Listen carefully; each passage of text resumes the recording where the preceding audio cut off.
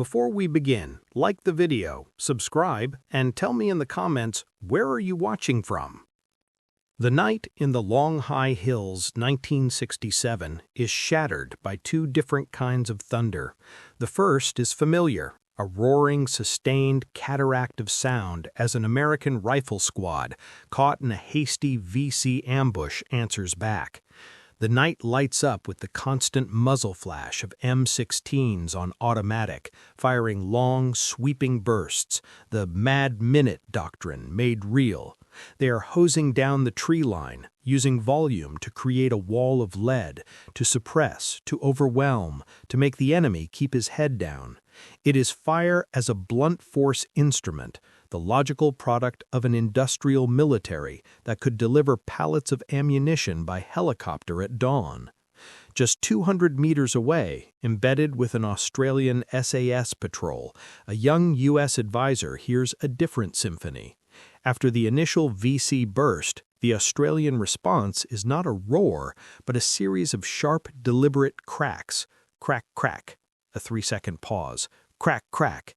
It is measured, almost clinical.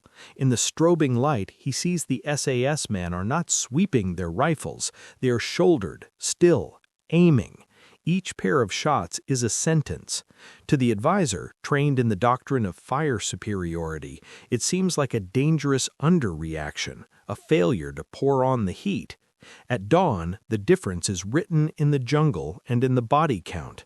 The American sector shows a vegetation wall shredded by thousands of rounds, with evidence of one likely VC casualty. The SAS sector reveals 4 VC dead, each killed by a single neat shot to the chest or head. The advisor is staring at a fundamental schism in the logic of war. One army fought to make noise, the other fought to make every whisper count. This was not a difference of bravery or skill, but of ingrained philosophy, forged in vastly different crucibles. The American doctrine was a product of abundance and a conventional war mindset.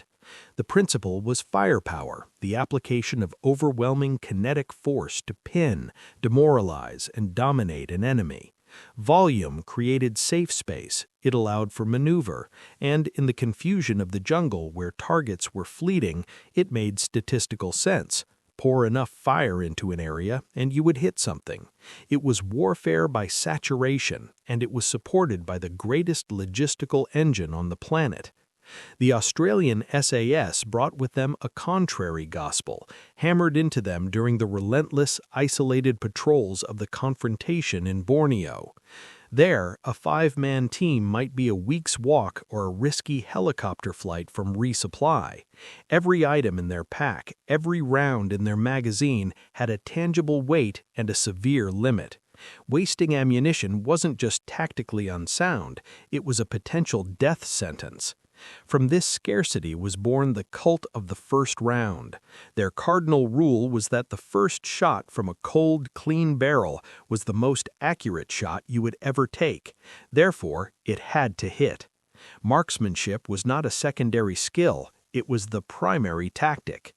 This bred a culture of almost obsessive fire discipline. While an American grunt was trained to switch his M16 to automatic and walk his tracers onto a target, an SAS trooper was trained to use his rifle's semi-automatic function like a scalpel. Their preferred weapon often reflected this, the heavier 7.62mm L1A1 self-loading rifle, which punched harder and encouraged aimed shots over the faster, lighter 5.56mm M16. In the SAS, full auto was for emergencies only, a signal that something had gone catastrophically wrong. The devastating effectiveness of this discipline is crystallized in an ambush near an abandoned rubber plantation in late 1967. A 5-man SAS patrol, having tracked a VC supply unit for 2 days, chose its killing ground.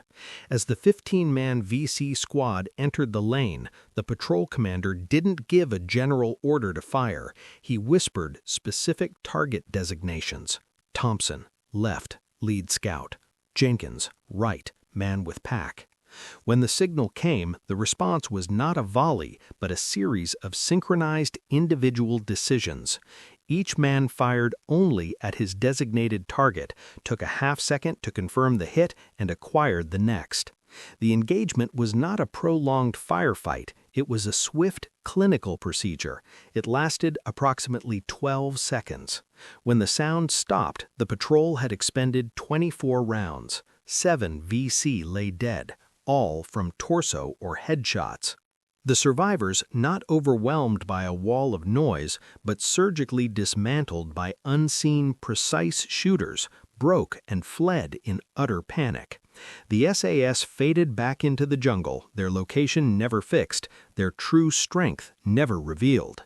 The after-action report would list the ammunition used with the meticulousness of an accountant. This was the arithmetic of economy, maximum effect for minimum exposure. For the Viet Cong, this precision created a unique and profound terror. American suppressive fire was terrifying in its scale, but it was also often interpretable.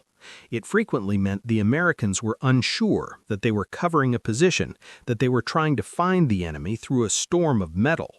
The VC learned they could often wait it out, let the ammo dump subside, and then slip away.